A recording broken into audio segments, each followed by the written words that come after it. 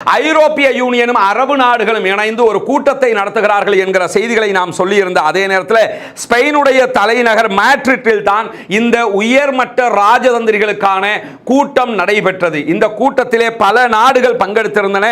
அதிலும் குறிப்பாக பல முஸ்லிம் நாடுகளுடைய தலைவர்களும் ஐரோப்பிய நாடுகளுடைய வெளிவிவகார அமைச்சர்கள் பாலஸ்தீன தேசத்திற்கான உலகளாவிய அங்கீகாரம் கிடைக்க வேண்டும் என்பதை இன்றைக்கு வலியுறுத்தி இருக்கிறார்கள்.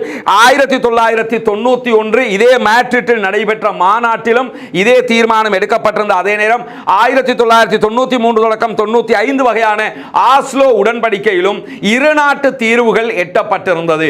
எனவேதான் நேற்று நடைபெற்ற குறித்த மாநாட்டில் ஐரோப்பிய ஒன்றியமும் அரபு நாடுகளும் ஒன்றிணைந்து உடனடியாக இரு நாட்டு தீர்வுகள் வழங்கப்பட வேண்டும், பாலஸ்தீனத்தை தனி நாடாக அங்கீகரிக்க வேண்டும் என்கிற கோரிக்கைகளை வலியுறுத்தி இருக்கிறார்கள். இந்த கோரிக்கைகளை பொறுத்தவரையில் நேற்று நடைபெற்ற மாநாட்டில் அவர்கள் மிக முக்கியமான ஒரு செய்தியை சொல்லி இருக்கிறார்கள்.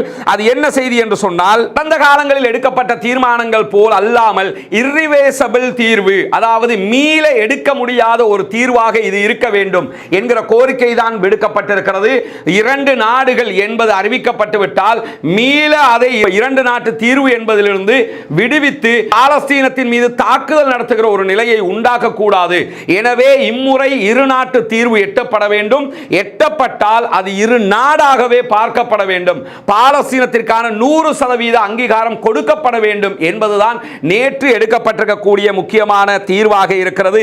அந்த தீர்வையொட்டி இன்றைக்கு வெளியாகி இருக்கக்கூடிய ஒரு காட்சியை நீங்கள் பார்க்க முடியும். உலகத்தில் இருக்கக்கூடிய கிட்டத்தட்ட 146 நாடுகள் பாலஸ்தீனத்தை தனி நாடாக அங்கீகரித்திருப்பதை நீங்கள் இங்கே பார்க்க முடியும். இங்கே இலங்கை இருக்கிறது, இந்தியா இருக்கிறது, பல பகுதிகளிலும் பாலஸ்தீனம் தனி நாடாக அங்கீகரிக்கப்பட்டிருப்பதை நாம் இங்கே கவனிக்க முடியும். 1988களுக்கு பிறகு பாலஸ்தீனத்தை தனி நாடாக இலங்கையும் அங்கீகரித்து விட்டது என்பதை நாம் இங்கே கவனிக்க வேண்டும். பாலஸ்தீனத்தை தனி நாடாக இலங்கை 1988களிலே அங்கீகரித்தது மட்டுமல்லாமல் இலங்கையில் பாலஸ்தீனத்திற்கான தூதுவர் ஆலயமும் அமைத்து கொடுக்கப்பட்டிருக்கிறது.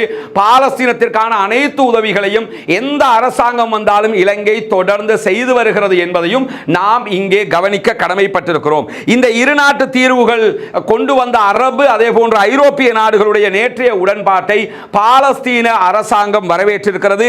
பாலஸ்தீன ஜனாதிபதியாக செயல்படுகிற, பாலஸ்தீன அத்தாரிட்டியினுடைய தலைவராக செயல்படுகிற மஹ்மூத் அப்பாஸ் அவர்கள் இன்றைக்கு ஒரு அறிக்கை வெளியிட்டிருக்கிறார். அந்த அறிக்கையில் மீள முடியாத, அதாவது irreversible என்ற வார்த்தையை கொண்டு வரப்பட்டிருக்கக்கூடிய இந்த தீர்மானம் மிக முக்கியமானது, வரலாற்று தீர்மானம் மிக்கது. எனவே இதை உடனடியாக அனைத்து நாடுகளும் கடைபிடிக்க வேண்டும் என்கிற கோரிக்கையும் அவர் வெளியிட்டிருப்பது மட்டுமல்லாமல் ரஃபா முதல் ஜெனின் வரை நடத்தப்படுகிற இந்த படுகொலைகளை இஸ்ரேல் நிறுத்த வேண்டும், அதற்கான தீர்மானமாகத்தான் இது இருக்கிறது என்பதை அவர் கோடிட்டு காட்டி இருக்கிறார். எது எப்படி போனாலும் பல தீர்மானங்கள் பாலஸ்தீன தனிநாடு தொடர்பாக கொண்டு வரப்பட்டிருக்கிறது. அதிலும் குறிப்பாக ஐரோப்பிய யூனியனிலேயே கொண்டு வரப்பட்டிருக்கிறது, ஐநாவில் கொண்டு வரப்பட்டிருக்கிறது. ஆனால் அவை எதுவும் ஏட்டு சுரக்காயாக இருக்கிறதே தவிர நடைமுறைக்கு வரவில்லை. எது எப்படி போனாலும் தற்போது யூரோப் யூனியனுடன் இணைந்து கொண்டு வரப்பட்டிருக்கக்கூடிய இந்த தீர்மானத்தில் இந்த irreversible என்கிற வார்த்தை மிக முக்கியமானதாக குறிப்பிடப்படுகிறது. பேருக்காக நீங்கள் இரட்டை நாடுகள் என்று அறிவிக்க கூடாது. யதார்த்தமாகவே பாலஸ்தீனம் தனி நாடாக அமைய வேண்டும்.